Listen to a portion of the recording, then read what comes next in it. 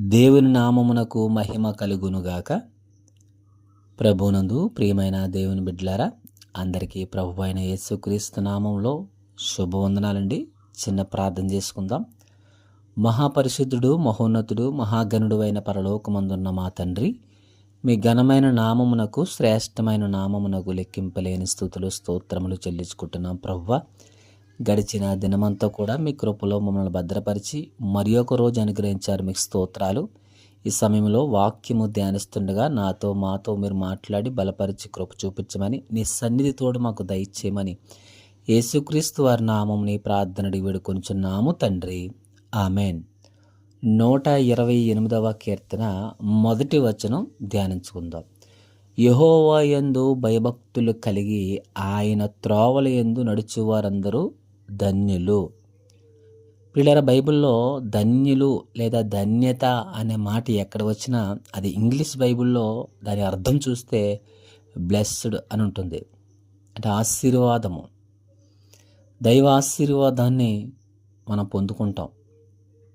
దైవ ఆశీర్వాదము అచ్చట ఉంటుంది.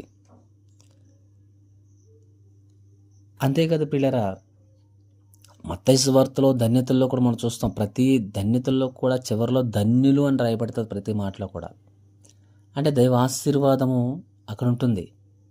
ఇక్కడ రాయబడిన మాటలో కూడా చూస్తే ఆయన త్రోవలందు నడిచేవారందరూ ధన్యులు అంటున్నాడు.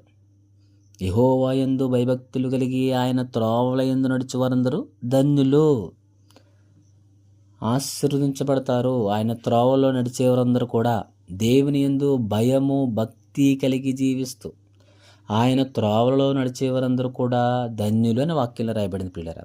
అవును, దేవుని త్రోవలలో నడవడము అది ఎంతో గొప్ప ధన్యత. దేవుని వాక్యాన్ని పట్టుకుని దేవుని మాట ప్రకారము జీవించటము, దేవుని వాక్య ప్రకారం జీవించటము అది ఎంతో ఆశీర్వాదకరం పిల్లరా. ఇహ సంబంధమైన ఆశీర్వాదం కాదు కానీ ఇది పరలోక సంబంధమైన ఆశీర్వాదాన్ని దేవుడు నీకు అనుగ్రహిస్తాడు, మనకు అనుగ్రహిస్తాడు. కనుక ఇహ సంబంధమైన ఆశీర్వాదం అంటే భౌతిక సంబంధమైన ఆశీర్వాదం కన్నా పరలోక సంబంధమైన ఆశీర్వాదం ఎంతో గొప్పది. భౌతిక సంబంధమైన ఆశీర్వాదము భౌతికంగా ఈ భూమి మీద ఉన్నంత కాలమే అది పనికొస్తుంది, లేదా అది నిత్యం ఉండేది కాదు. కానీ దైవ సంబంధమైన ఆశీర్వాదం లేదా పరలోక సంబంధమైన ఆశీర్వాదము అది నిరంతరం ఉంటుంది. మరణము తర్వాత కూడా అది నిన్ను నిత్యము నీతో పాటు ఉంటుంది. అదే పరలోక రాజ్యము, నిత్యరాజ్యము, అంతగా రక్షణ అనే ఆశీర్వాదం. కనుక పిల్లరా, దేవుని యందు భయభక్తులు కలిగి ఆయన త్రోవలలో నడిచేవారందరూ కూడా ధన్యులని రాయబడింది ఇక్కడ బైబిల్లో పిల్లరా. అవును, ఆశ్రయించబడతారు, దీవించబడతారు. యోసేపు ఆశ్రయించబడ్డాడు, దానియేలు ఆశ్రయించబడ్డాడు, ఎస్తేరు ఆశ్రయించబడింది, దావీదు ఆశ్రయించబడ్డాడు. ఇలాగ అనేక మంది భక్తులు బైబిల్లో మనం చూస్తున్నాం ప్రియులారా. వారు దేవుని త్రోవల్లో నడిచారు. నడిచే సందర్భాల్లో అనేక పరిస్థితులు వారు ఎదుర్కొన్నారు. డైరెక్ట్గా ఆశీర్వాదం పొందుకోలేదు వారు. కొన్ని సందర్భాల్లో అనేక పరిస్థితులు, ప్రతికూల పరిస్థితులు వారు ఎదుర్కొన్నారు. అయినప్పుడు కూడా జయించారు. ఆయన త్రోవలను విడిచిపెట్టలేదు. ఆయన యందు భయభక్తులు కలిగి వారు జీవించారు.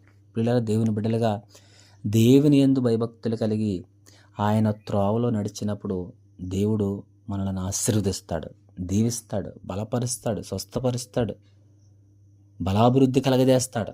ఎందుకంటే అనేక మాటలు మనం చదువుతూ ధ్యానిస్తూ వస్తున్నాం. కనుక అటువంటి ధన్యకరమైన జీవితం, ధన్యత అనగా సంతోషకరమైన జీవితం, ఆశీర్వదించబడిన జీవితం, లేదా దేవుని చేత ధన్యకరమైన జీవితం ధన్యకరమైనది జీవితాన్ని పొందడం, ఇవన్నీ కూడా మనం ధన్యత గురించి మనం చూడొచ్చు. మత్తయి సువార్తలో కూడా ధన్యతలు మనం చూస్తాం. కనుక పిల్లరా, దేవుని యందు భయభక్తులు కలిగి ఆయన త్రోవలో నడిచేవారందరూ కూడా దీవించబడతారు, ఆశ్రయించబడతారని ఇక్కడ వాక్యము సెలవిస్తుంది. కనుక ఆయన త్రోవలో నడుస్తూ ఆయన యందు భయభక్తులు కలిగి ఆయనకి ఇష్టలుగా ఆయన నామానికి మహిమార్థమే మనం జీవించాలని దేవుడిచ్చే దైవాశీర్వాదము, దైవ జ్ఞానము, దైవ స్వస్థత పొందుకోవాలని తెలియజేసి కొద్ది మాటలు ముగిస్తున్న ప్రార్థన. సకలాశీర్వాదాలకు కారకుడు అయిన పరలోకమందున్న మా తండ్రి, మీ ఘనమైన నామమునకు, శ్రేష్టమైన నామమునకు లెక్కింపలేని స్తుతులు స్తోత్రములు చెల్లించుకుంటున్నాం ప్రభువా. యువతను మీ యందు భయభక్తులు కలిగి జీవించడం ద్వారా ఏ విధమైన ప్రతిఫలం, ఏ విధమైన ఆశీర్వాదం, ఏ విధమైన దీవెన, ఏ విధంగా మేము జీవిస్తామో ఆయన గడిచిన 2 వారాల నుంచి ధ్యానిస్తూ వస్తున్నాం. మరొక మాట ధ్యానించాం ప్రభా. దేవుని యందు భయభక్తులు కలిగి ఆయన త్రోవల యందు నడిచేవారందరూ ధన్యులను వాక్యం సెలవిస్తుంది. అవును తండ్రి, మీ త్రోవలు నడుచుడు ద్వారా గొప్ప ధన్యత, మీ త్రోవలో నడుచుడు ద్వారా గొప్ప ఆశీర్వాదం, మీ త్రోవలో నడుచుడు ద్వారా ప్రభా అది గొప్ప దీవెన తండ్రి. కనుక మీ త్రోవలు యందు నడిచేవారంగా మీకు ఇష్టలుగా జీవించడం సహాయం దయచేయమని, ఎందరైతే ప్రార్థన అవసరం ప్రార్థన అవసరం దయచేయండి. ప్రతి కుటుంబ చుట్టూ మీకు ఆపదలు దయచేయండి. ఎవరైతే అనారోగ్యాలతో బాధపడుతున్న స్వస్థపరచమని, సమస్త మహిమా ఘనత ప్రభావం మీకు ఆరోపిస్తూ యేసుక్రీస్తు వారి నామని ప్రార్థన వేడుకొంచున్నాం తండ్రి. ఆమేన్.